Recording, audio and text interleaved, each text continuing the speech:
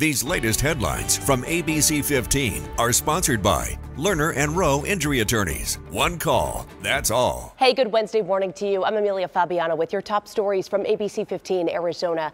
Today, a community walk in Chandler in memory of Preston Lord, marking 4 months since he was assaulted at a Halloween party in Queen Creek. The 16-year-old sadly later died from his injuries. His death ruled a homicide, but there are still no arrests. The Queen Creek Police Department submitted recommended charges against 7 people, but those are still under review by the Maricopa County Attorney's Office. Listening to your concerns and finding solutions, Scottsdale Police now implementing a few changes following a recent string of what they call dinner time burglaries. Officers speaking to concerned residents at a town hall Tuesday. Burglars have hit dozens of homes in Scottsdale and across the valley, mainly making their way through bedroom windows and sliding doors. Local law enforcement saying teams of 2 to 6 people take just 10 minutes to sweep a house before moving on, sometimes even using Wi-Fi jammers to get past security systems. It's on my mind all the time when I pull up into the driveway and when I leave the house.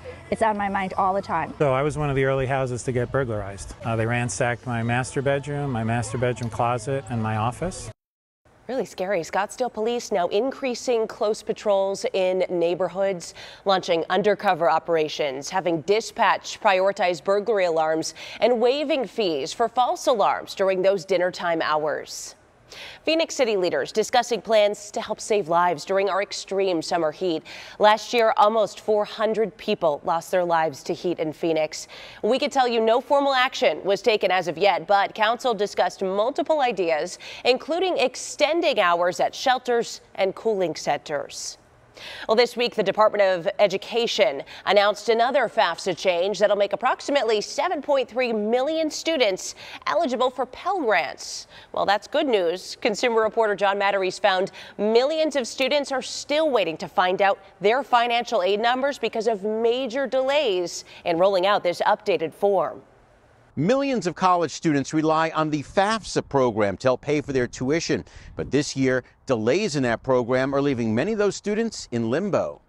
On college campuses across the country, students are stressing over their financial aid for next year. They're not sending them out like they were going to when they first announced it. Faith Jackson's not the only one. Anyone that's not able to afford college or afford living here, FAFSA is going to directly affect them. Thanks to the delays, students won't know how much need-based financial aid they will receive until late March or early April. There was good intentions, but I say the FAFSA Simplification Act is not that simple because you've got billions of dollars at play. Joe Messenger is the director of college planning at Capstone Wealth Partners. He says lower-income families will be most impacted by the delay, which has prompted the Government Accountability Office to open 2 new investigations. Everybody's wagging their finger at this or that, but the big thing is, there's a lot of moving parts. Joe believes the botched rollout is due in part to the congressionally mandated form changes and hiccups in modernizing an antiquated system. Everyone's getting the same emails, and they're very confusing. Caleb Silver is the editor-in-chief of Investopedia.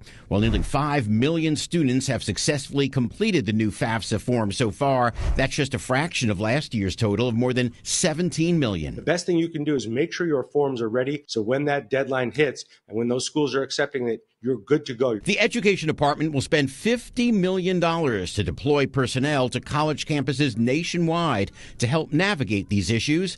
But for students and parents... So you don't have numbers yet on how much money you're going to get? Not exactly, no. Understand there's nothing you can do about it. Everybody else is waiting just like you, so try to be patient. That way you don't waste your money. I'm John Matteries.